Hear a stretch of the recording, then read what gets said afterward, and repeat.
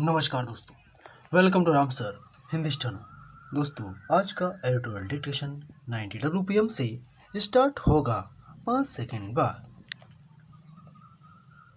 Dictation start. Monsoon सत्र के तीसरे दिन भी संसद नहीं चल पाई क्योंकि कांग्रेस इस पर अड़ गई कि पहले शिक्षा मंत्री धर्मेंद्र प्रधान त्यागपत्र दे, क्योंकि उनके इस्तीफे के बिना संसद में नीट पेपर लीक और इससे जुड़े अन्य विषयों पर सही तरह चर्चा नहीं हो पाएगी। यह विचित्र तर्क है कि और इसका उद्देश्य जानबूझकर ऐसी परिस्थितियां उत्पन्न करना है जिससे संसद में चर्चा ही न हो सके। उसके इस रवैये से उसकी अगंभीरता का ही पता चलता है।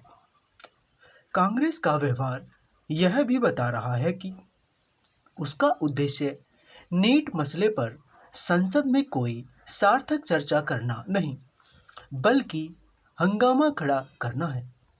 यही भाव भंगिमा कुछ अन्य विपक्षी दलों की भी दिख रही है। यह भी दिख रहा है कि उनमें इसके लिए होड़ मची है कि कौन छात्र हित की अधिक चिंता करता हुआ दिखे। इस सब की नौबत इसलिए भी आई क्योंकि सरकार ने नीट मसले पर जंतर मंतर पर धरना दे रहे समूह सीजेपी से समय रहते संपर्क संवाद करने की आवश्यकता नहीं समझी।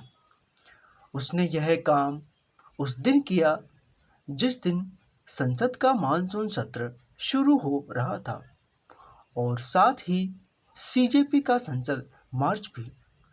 यदि सरकार समय पर सक्रिय होती तो संभवतः जो कुछ हुआ और हो रहा है उससे बचा जा सकता था।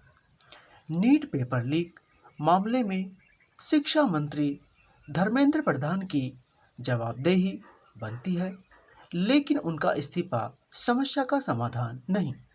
ध्यान रहे, परीक्षा में सेंध नीट का आयोजन करने वाली एजेंसी एनटीए की निगरानी में कमी के कारण लगी इस तथ्य की भी अनदेखी न की जाए कि उन्हीं परीक्षणों के पेपर लीक कराए जिन पर इस परीक्षा की सूचिता बनाए रखने की जिम्मेदारी थी।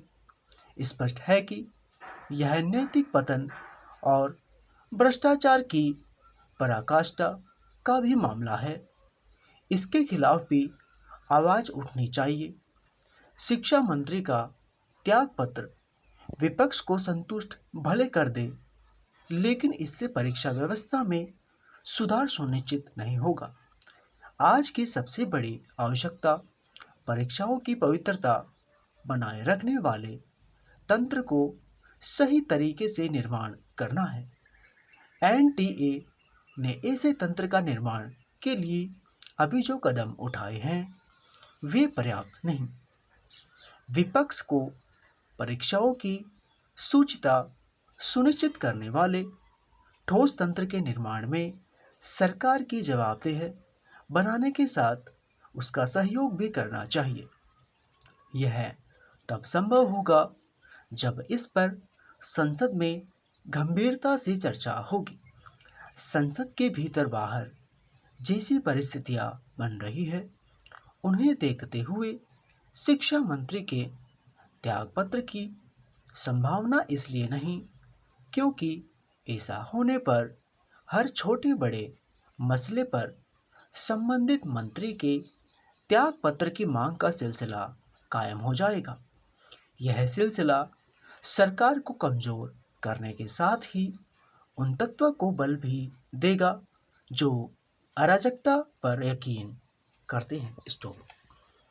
दोस्तों, आज के एडिटोरियल की पीडीएफ आप हमारे टेलीग्राम चैनल से ले सकते हो। तो आज के लिए बस इतना ही। तब तक के लिए जय हिंद, जय भारत।